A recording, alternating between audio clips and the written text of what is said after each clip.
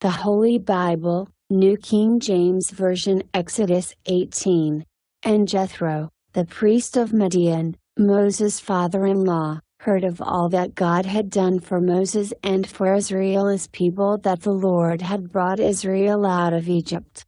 Then Jethro, Moses' father-in-law, took Zipporah, Moses' wife, after he had sent her back, with her 2 sons, of whom the name of one was Gershom, for he said, I have been a stranger in a foreign land, and the name of the other was Eliezer, for he said, the God of my father was my help, and delivered me from the sword of Pharaoh. And Jethro, Moses' father-in-law, came with his sons and his wife to Moses in the wilderness, where he was encamped at the mountain of God.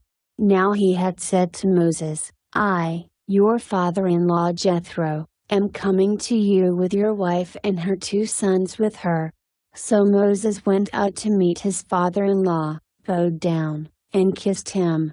And they asked each other about their well-being, and they went into the tent. And Moses told his father-in-law all that the Lord had done to Pharaoh and to the Egyptians for Israel's sake, all the hardship that had come upon them on the way, and how the Lord had delivered them. Then Jethro rejoiced for all the good which the Lord had done for Israel, whom he had delivered out of the hand of the Egyptians. And Jethro said, Blessed be the Lord, who has delivered you out of the hand of the Egyptians and out of the hand of Pharaoh, and who has delivered the people from under the hand of the Egyptians. Now I know that the Lord is greater than all the gods, for in the very thing in which they behaved proudly, he was above them. Then Jethro, Moses' father-in-law, took a burnt offering and other sacrifices to offer to God. And Aaron came with all the elders of Israel to eat bread with Moses' father-in-law before God. And so it was, on the next day, that Moses sat to judge the people, and the people stood before Moses from morning until evening. So when Moses' father-in-law saw all that he did for the people, he said, What is this thing that you are doing for the people? Why do you alone sit, and all the people stand before you from morning until evening? And Moses said to his father-in-law, Because the people come to me to inquire of God. When they have a difficulty, they come to me, and I judge between one and another, and I make known the statutes of God and his laws. So Moses' father-in-law said to him, The thing that you do is not good. Both you and these people who are with you will surely wear yourselves out. For this thing is too much for you, you are not able to perform it by yourself. Listen now to my voice, I will give you counsel, and God will be with you. Stand before God for the people, so that you may bring the difficulties to God.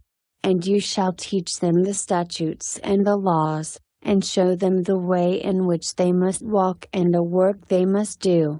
Moreover, you shall select from all the people able men, such as fear God, men of truth, hating covetousness, and place such over them to be rulers of thousands, rulers of hundreds, rulers of 50s, and rulers of 10s.